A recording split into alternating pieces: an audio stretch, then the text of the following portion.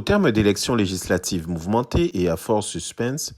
une faible portion de la population guadeloupéenne, celle qui vote, a choisi de reconduire deux députés sortants, Max Mathiazin, qui siège dans les rangs de la majorité présidentielle, et Olivier Servat, dissident de la Macronie, et qui obtient, avec plus de 74% des voix, une belle revanche électorale après son échec au municipal de 2020. Les deux autres députés élus, Christian Baptiste, maire de Sainte-Anne, et Élie Califère, maire de Saint-Claude, viennent renforcer la victoire de la gauche et de la NUPES en Guadeloupe, une gauche socialiste. Ces législatives marquent globalement un premier échec électoral pour le GUSR et la majorité régionale, dont les candidats soutenus tels que Marie-Luce Panchard, Ferdi Louisi et Bernard Pancrel, par exemple, ont lourdement échoué, mais également une installation forte d'un électorat du Rassemblement national qui réussit, grâce à Rodi Tolassi, à imposer la marque de l'extrême droite en Guadeloupe lors des deux grandes élections nationales. Les candidats guadeloupéens ont énormément localisé et municipalisé la campagne législative, en tordant un peu le cou à la réalité du rôle du député. Les résultats montrent que cette stratégie reste payante et que, passé l'élection présidentielle, l'électeur guadeloupéen est revenu à ses vieux réflexes de choix entre clientélisme et vote affectif pour des personnalités bien ancrées dans la vie politique locale, tout en maintenant, bien levé, l'étendard de l'antimacronisme. Pour l'ensemble des Outre-mer, il est à noter les nombreux succès obtenus par des candidats nationalistes ou autonomistes aux législatives, ce qui interroge sur la stratégie adoptée par l'ANG en Guadeloupe de ne pas participer symboliquement aux élections législatives. La grande gagnante de ces élections législatives sera Marine Le Pen. Marine Le Pen a obtenu en effet 5 grands succès historiques au terme de cette séquence électorale.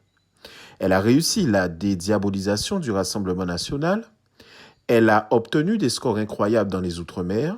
elle a brisé le plafond de verre des législatives et elle a fait exploser la tradition du Front républicain. Mais surtout, elle a mené puissamment à la victoire une nouvelle génération d'hommes et de femmes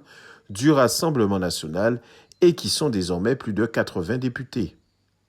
Avec une idéologie similaire à celle de l'extrême droite européenne, le Rassemblement national a renforcé et légitimé au sein de la République française le camp nationaliste et xénophobe par l'élection de nombreux députés, mais également par une campagne présidentielle qui a permis à Marine Le Pen d'accéder au second tour de cette élection. Une page se tourne. L'engouement français pour cette forme d'expression politique est le signe de la fracturation sociale et culturelle de cette société, mais aussi du basculement depuis 5 ans de l'électorat français vers des candidats disruptifs et politiquement incorrects, qui bénéficient soit d'un buzz permanent médiatique, soit de soutien direct des médias, soit des deux. L'erreur manifeste commise par les adversaires du Rassemblement national, en Guadeloupe comme en France hexagonale, a été de stigmatiser uniquement les valeurs conservatrices et xénophobes de ce parti, alors que de très nombreux électeurs ne s'intéressent plus ni aux idées ni aux valeurs, mais à la puissance transgressive, à la proximité avec le peuple, à la marginalité, à l'art oratoire et aux méthodes populistes des candidats qui savent taper avec force et talent sur un système politique qu'ils ne supportent plus. L'échec du président Macron, quant à lui, a été de s'installer dans un piège qui consistait à devoir composer avec d'autres formations politiques pour pouvoir faire adopter ses projets. Cet échec est lié à 3 éléments. Sa stratégie d'évitement du débat politique et son manque d'engagement pour les 2 élections, présidentielles et législatives, l'échec de sa communication politique, notamment lors de sa visite dans la ville de Kiev, et qui a été perçue comme une manipulation de l'opinion, sa responsabilité directe dans la focalisation médiatique sur chacun des extrêmes de droite puis de gauche, et qui, entre-temps et par conséquent, sont devenus, à l'issue des élections et au sein de l'Assemblée nationale, la nouvelle gauche et la nouvelle droite. Le risque est maintenant dans l'éclatement de ce gigantesque centre-droit qu'est la majorité présidentielle, dans le blocage législatif d'un gouvernement devenu minoritaire et dans l'omniprésence de la violence politique au sein de l'hémicycle.